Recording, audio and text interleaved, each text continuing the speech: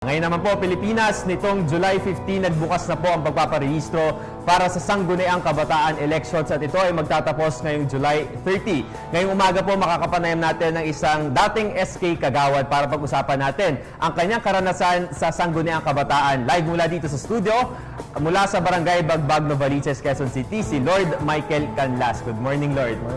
Good morning, Lord. Okay. Lord, ngayon, pag-usapan natin, kamusta ba yung karanasan mo bilang dating SK Kagawad? So far, naiintindihan ko kung bakit nagkaroon ng postponement na naganap sa ating Sangguniang Kabataan. Okay. And na-encounter ko personally yung mga problema Okay. na pinoproblema rin sa mataas na antas ng politika. Talaga. Okay yan. So, mula mismo sa'yo, bilang isang dating SK Kagawad, naiintindihan mo kung bakit nagkaroon ng postponement. Ano ba yung mga problema na pangkaraniwang nararanasan nyo mula sa rangko ninyo? Kahit pasabihin natin na small percent lang ng pondo ng barangay natin, yung ina-allocate para sa mga kabataan, milyon pa rin ang pinag-usapan nating pera dito. So, marami pa rin talagang nagkaka-interest at doon dapat mong ipaglaban bilang isang kabataan kung ano yung karapatan mo at karapatan ng nasasakop mo. Ayan. So, balikan natin mula sa kampanya, mula sa mga proyekto, pati sa mga problema. Doon sa kampanya ninyo, ano ba yung karaniwang ginagawa ninyo? Pareho lang din ba siya sa campaign na ginagawa ng mga usual na politicians natin? Kwento mo sa amin.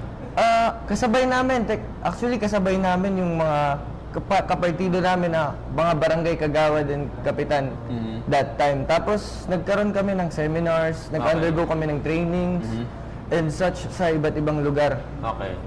Ayan, so may mga trainings kayo and everything. Tapos ano ba yung mga projects? Kasi yung usual na mga lumalabas na criticisms nga sa SK na usually parang paliga-liga. Paliga-liga. Ano ba yung mga proyektong ginagawa ninyo? Paliga-liga. Okay, ayan. So, totoo nga siya. Paliga-liga, mass fading. Yun. Actually, nagkakaroon ng mas malupit na problema dyan sa paliga-liga ng SK. Bakit? Nung time namin, nagkakaroon ng budget short. Can I mention? Sige lang. Ang allocated budget namin nung panahon ko ng SK is 400,000 para sa isang liga Isang liga lang yun? Isang liga, 400,000. And dun na nagkakaroon ng maliit o malaking problema tungkol sa uniform, bola, budgeting mismo ng the whole plan sa liga. Tingin mo ba bloated yun o sobrang laki ng budget na yun para sa liga lang?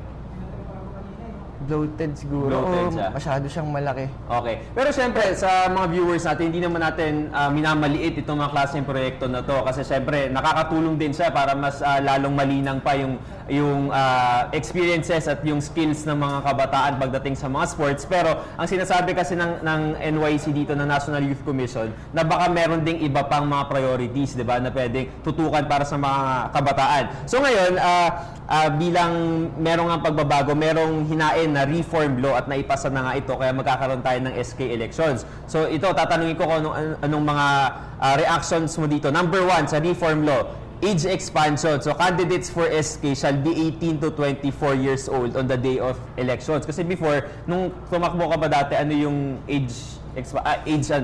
duration? 15 to 17. 15 to 17. So ngayong 18 to 24 na, anong tingin mo dito? Siguro mas okay kasi ando na yung maturity. Okay. Tsaka kasi lately, etong nagkaroon ako ng edad na, syempre, may edad na tayo, no? Naiisip ko lahat yung mga dapat ginawa ko nung time na yon. Kumbaga, iba yung isip ng 15 years old sa maaabot ng isip ng 18 years old. Tsaka legal age ka na Legal nito. age na Pwede ka rin, nang oo. pumirma ng mga kontrata. Ngayon naman, next, number 2, anti-political dynasty. Yung SK Reform Law, ito yung first of its kind na merong anti-political dynasty provision. So, bawal na raw tumakbo kapag may kamag-anak ka sa SK o maging sa barangay. Ang tingin mo dito? Actually, in-apply yan itong term na to no? Nung pinaspone yung election ng SK o Sangguniang Kabataan, nagkaroon tayo ng appointed na mga youth o task force youth. Tapos, ang mga in-appoint doon is yung mga wala talagang kamag-anak or such sa mga council. So, mula sa dating SK, may mga kinuha pa rin dito sa task force. Ano ba? Meron naman. Kasi nagkaroon ng election, di ba? Tapos pinospone din Pinospone yun siya. habang nangangampanya. Kaya gitna nga ng kampanya, na-postpone yung SK election. Ito, pasadahan natin na kulang na tayo sa oras. Number 3, financial independence. Yung barangay daw mag-allocate ng 10% ng general fund sa SK. Malaki na rin yun para sa Okay. kabataan. Kasi milyon ang pondo ng bawat barangay. So 10% lang nun is pwedeng pumatak ng milyon din. Okay, yan, no? So talagang ang laki pala ng pondo na talagang pwedeng hawakan ng SK. Sa amin nun, 2.5 eh. 2.5 Million. Isang A year. ano to, a year. A year lang. Tapos 3 years kayo 3 years nakaupo. in term.